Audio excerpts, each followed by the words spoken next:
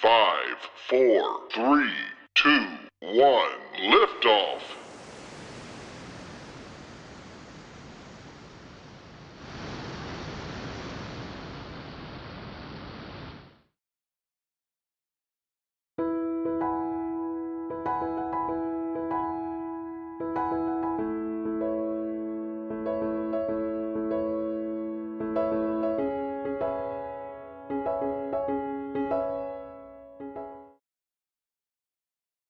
Now, the experiment is to show what happens when we mix baking soda and vinegar.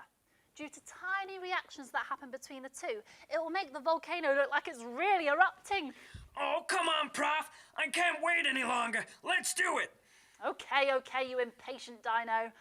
Here we go. So first, we add the baking powder.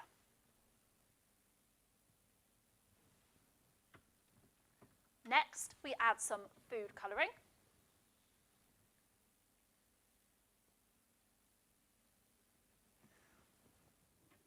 And it's nearly ready to go. Finally, all we have to do is add the vinegar. Are you ready, Doug? Yep, pour away.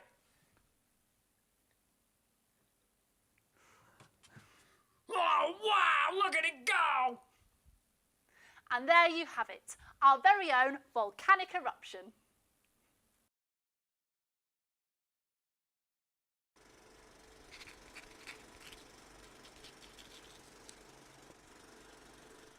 Paris, France, 1861. Georges Méliès is born. Spending much of his early life working as a theatre showman, he created dozens of performances using magic and illusion. But it wasn't until 1895, however, that Méliès' path to film began. December 28th, in Paris' Grand Café, the Lumière brothers showcased their cinematograph with a screening of a film to the public for the first time. Witnessing this, Méliès realised that he wanted to be part of this new revolution, and so using an old projector, Méliès built his own camera. Over the course of Méliès' 16-year film career, his portfolio amounted to approximately 510 moving image films, including A Terrible Night, The Astronomer's Dream, Cinderella, The One Man Band, Bluebeard.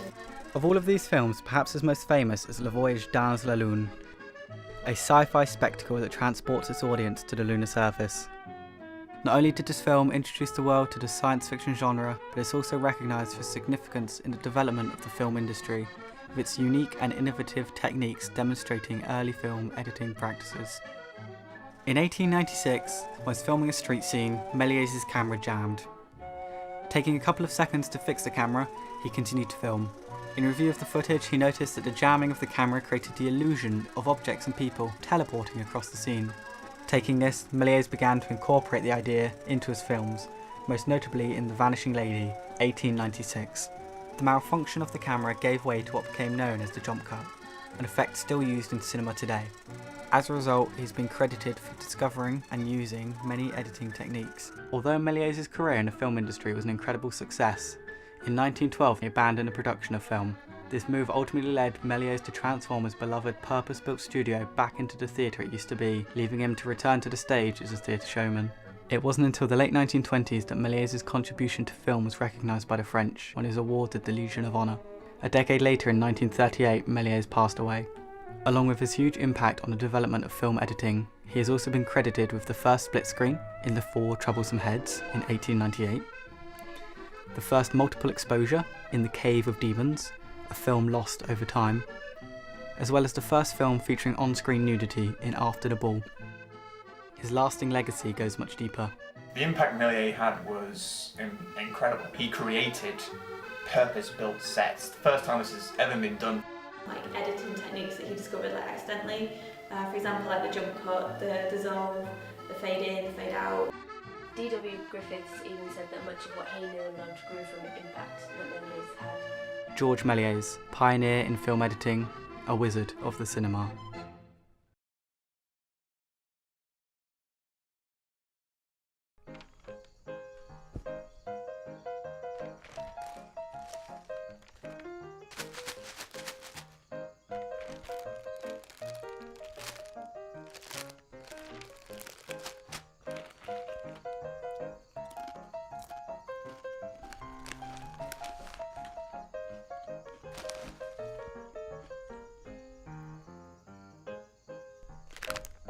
Thank you.